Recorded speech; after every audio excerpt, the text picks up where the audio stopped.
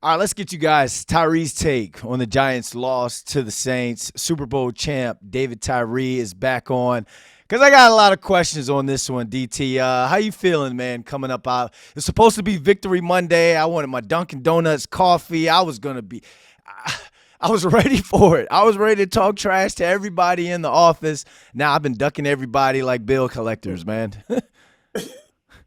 Yeah, man. The only thing I had to do, I give myself a fresh baldy just to have something fresh in my life Yeah. because it was a stale performance by a Giants team that should have been invigorated by an amazing win against the Los Angeles Chargers and a much better football than a peddling defeated New Orleans Saint team that they could have put down and really pulverized just to get some verve back in going to next week in Philadelphia. So yeah, definitely disappointed with you, big bro.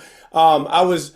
I would say, when you look at the first half spark, I was surprised how quickly that there was we went flat. We went Yeah. flat, not just offensively with the offensive spark from Jackson Dart, but there was no pass rush. The pass rush that we have seen persistently, and they're getting pressure, but we're just not getting home. And I think that is a small summation of what this New York Giants football has been so far in this first quarter of the football season. Close, but no cigar, right? And that's never going to be celebratory when you can't get in sync and play complementary football. We're all over the place. So before we get into the details of the loss, the penalties, the turnovers, the lack of pass rush, what does it tell you about this team or a team in general when they knock off or beat a Chargers team and then goes and plays with his food and loses to I, I want to say a less superior team, but losing to a team that hadn't won a game yet.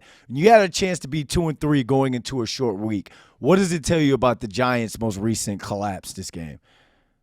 Yeah, it shows you that obviously the obvious is they play down to competition, right? And I think when you're trying to establish an identity for a football team, which we all say happens in the first quarter of the football season, it just shows this great instability, no consistency, no discipline.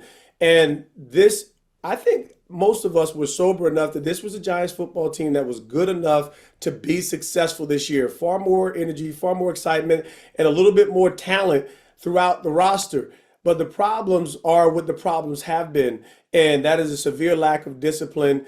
There's been shifting in approach in light of what the expectations were, and all those these shifting, moving pieces are happening within each unit. Inconsistency in play from expected playmakers, and it's really, really disappointing when you talk about what that really means. It means that we don't know who the hell we are, and the players clearly don't believe in what the ship is set forth into the ocean. So not good when you talk about a commanding win when everything's on the line and the opportunity to get another team in play that you can beat for certain. But this is the NFL. Let's talk about the discipline, man, because me and you, we're Coughlin guys. We're Tom Coughlin guys. And it's when we're talking about the playbook, know and know you know. So it's all about detailing your work. And in my eyes, what I tell people, the way that Coach Coughlin used to have us detail our work, at times it used to be like Big Brother just hanging over top of our shoulder, trying to correct our homework. But you realize why you needed to detail that work to go on that championship run that we went on back in 2007. Fast forward to 2025, the Saints game 5 consecutive possessions with a turnover. Defensive penalties that kept drives going that allowed the Saints to put points on the board. And then you saw a mishap or a lapse in coverage at the end of the first half that kind of gave the Saints the momentum for the rest of the game. Talk to the fans now, because a lot of people will try and be like, oh, well, that's on the coach. They're not disciplined. That's on the coach. But at the end of the day, it's not Brian Dable out there not holding the football Tiki Barber high and tight. So kind of take us into that world, because you've been on the personnel side. You've been a player. You're in this world. Right. Kind of take the fans into that world of what that conversation and now is like between Dable and this team. Yeah, these are kind of like the intuitive elements of football, right? You know that these guys can play at the highest level, but there are elements like discipline and character elements that carry from individual to team, right? And this is where you separate men from boy. And the Giants being able to have meltdowns of boyish behavior, right? It's kind of like, and this is where you start talking about the proper mix of young talent to veteran leadership. And while the Giants do have some strong veteran presence, i.e. Brian Burns, i.e. Ella Moore, i.e. Darius Slayton, they're not the playmakers. So when you look at past successful teams, especially New York Giant teams, yeah, when you got a Michael Strahan, yeah, when you have an Antonio Pierce, yeah, when you have these guys are commanding respect, but also demanding these young men to come up to their level of performance. And I think there's something that is missing in this gray area of guys who play strong football week in out, but there's not a demand coming. And I think there's bark, but there's not enough bite. And so this is really where we should have a little bit of concern. Is it all over? Absolutely not. And I think there's enough within Brian Dable and past success and understanding how long he's been around the football team. Because there's positive elements, but it's unsustainable when you play losing football and boyish behavior. I think one of the biggest things for the game yesterday that kind of, I don't know, grind my gear, kind of had me upset was the wide receiver room getting outshined by the tight ends. That's just imagine the wide receiver room that we were in. If Plax and Toom was getting outshined by 6'7" Kevin Boss and Mike Matthews, love those guys. But at the end of the day, the wide receiver room, that's where the tickets are sold. That's where we had the pizzazz, the moxie, the shine. So I guess when you think about a Darius Slayton and what he's been through when it comes to this team, they paid him the opportunities that he had yesterday on his targets. You talk about Jalen Hyatt and what he's been through and how yesterday could have been one of those like Jay-Z moments, allow me to reintroduce myself, because Jalen Hyatt has had success in the NFL before. Mm-hmm. Were you surprised that they did not take advantage of a prime opportunity for them to change the narrative about that wide receiver room? B-Lund, I wish I could say I was surprised, but when I look at these receivers when they're getting out opportunity, they're not capitalizing, right? And I think the reason why I would shift a little bit more blame this week on our wide receivers is because that was me. That was me, meaning I knew that I would have few opportunities, and if I let them go, I shouldn't expect or demand it, regardless of what I've shown throughout the week, or regardless of what I've shown in the past. And this was an opportunity. Jalen Hyatt had a tough ball, a challenging ball, and we saw it hit both of those hands and go through those hands.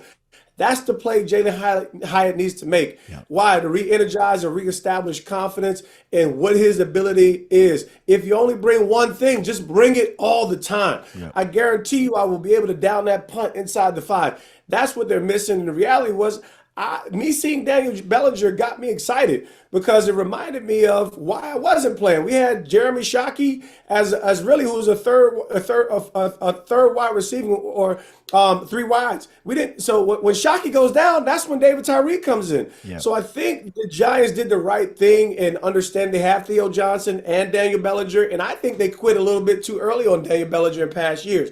Nonetheless, I agree that we have to figure out how to re-energize, and that starts with Darius Slayton. Yeah, and I was mad at Bo Collins, who was the undrafted free agent, that now here goes your opportunity. That you could go, forget going Brandon London with the undrafted free agency. Here's your opportunity to go full Victor Cruz right now as an undrafted free agent for the New York Giants. And he gave up on a route, and you can't put that on tape, because that means that you didn't know and know you knew, or you didn't have confidence in the opportunity. And DT, I just remember, the following year when I went and made they wanted to put me back on the practice squad with the Giants, but the Dolphins claimed me off of waivers. I show up, a week before the season starts, and slowly but surely, I went from just being the special teams guy to, all right, we're going to put him in there on the heavy package. He'll be the blocking wide receiver. All right, now we're going to throw him the football a little bit, to having 4 catches in a playoff game against the Baltimore Ravens, because we needed someone to step up. And it was just like Chad Pennington was like, all right, I'm going to try to throw the football somewhere else to see if somebody else can spark us. I did not see, I did not see a lick of motivational football played on the perimeter yesterday, and I was so upset because we know those guys in the locker room. You know, Yeah. I'm not going to be one of the fans that are like, oh, this guy's a bum, cut Hyatt, or it's you feel a letdown because it's like, all right, I went into the locker room last week and I spoke to him and he was talking about how excited he was for the opportunity. Hated the fact that the opportunity came because Malik went down, but at the end of the day, the football gods are going to give you a chance however they see fit, not how you see fit.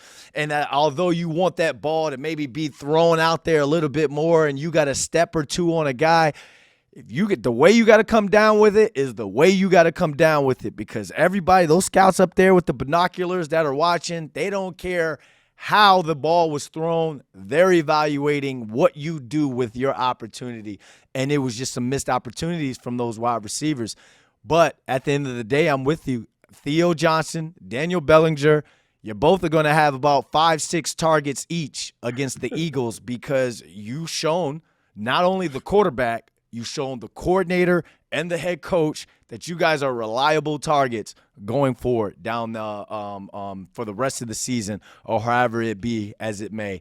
You got the Eagles on a short week, Thursday Night Football. They're coming off of a loss. Doesn't mean anything to them. It's still the Giants. They're still looking at these guys as little bro.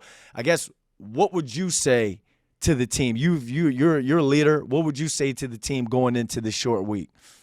Yeah, I think this, and when I say like, this is the dig down into the soul. You hate to say this early in the season, but this is the gut check. This is the soul check. I think everybody needs to put their French poodles and their French bulldogs aside, and when we start talking about dogs and animals and what it takes to play the game of football, the sport of football. This is the gladiator sport. Who's coming into the arena? And the players and the coaches have to challenge every person to the depth of their soul to really rise up and bring their best. Now, what does their best look like? It should be an intense an intense turnpike rivalry. It should be a tussle on the turnpike. It should be a nasty divisional game. And if the Giants position themselves to play through fourth quarters, I believe that gives you some stick-to-itiveness. But what we can't have is playing down to competition or departing because we're fitting the same trope from the last few years. And I think that there's nothing more. This is the National Football League. You get paid to do a job. And even our minimum wage guys are crouching in well over $500,000. You and I would love that opportunity to go down on kickoff and prove that we belong in this league. So this is truly a gut check for the players. Forget stats. This is all what's going on in the heart. Guys, you have to long for this opportunity to go down there and beat the defending champion. And that's what Coach Coughlin does for us for the last game going into Super Bowl 42. You know what? We made the playoffs, but we want to beat the champ. And that's where they got to go for it. What's at stake this game, DT? Oh, my goodness. In my personal opinion, I do believe that there's an element of the season at stake. You know, so could you salvage and kind of like, when I say an element of the season, meaning, you know, statistically, we already know we're off track for playoffs. But if we want to dig the hole into 1 and 5, is the demoralization. So you are playing for the ounce of hope, right? You're playing for the ounce of hope, and you know. But I think they have to find a reason to become strong professionals. Like, you know, like when you're talking about Dexter Lawrence, the anticipation, they have to regenerate. I don't care if you get a freaking crank flashlight, but you have to regenerate the spark and the expectation of what it is to be a high-end player in the National Football League. So they are playing for pride. They are playing for ego. They are playing for opportunity to be respected. And if there's any one word that is at stake this week, it's respect. You know, I didn't expect us to be talking steaks unless it's tomahawks or ribeyes, you know, week 5, week 6 into the NFL season with the Giants, especially with the hope that Russell Wilson kind of brought into this franchise going into the year, but we are where we are right now, DT. We got Yeah. Thursday night football game against the Eagles. At the end of the day, like you say, you get paid to do a job, and this is a prime time stage. Show up and do your job as best as you can, because it's not just us watching. There's teams around the league, and it's the media, the national media. There's people, there's talking heads. There's a lot of people that can speak on your name, that can speak on your pride, depending on how you play and perform on Thursday. So, DT, Yeah. appreciate you Real hopping quick, on with this. Go ahead. You got one real more? quick, Go ahead. man, just to sign off, take this is the challenge when you bring in a Russell Wilson and bait Russell Wilson week 3. And like I said, I'm sending some alumni energy to our New York Giant community. Let's stop cutting bait. Let's stay the course. And it's not about switching our quarterback, but let's stick to a plan. Let's have resolve. Let's have enduring New York Giant power. And there's still hope for NYG. So let's find a way to get one against the Birds, getting great done. Keep hope alive. DT, appreciate you hopping on with us. Salute.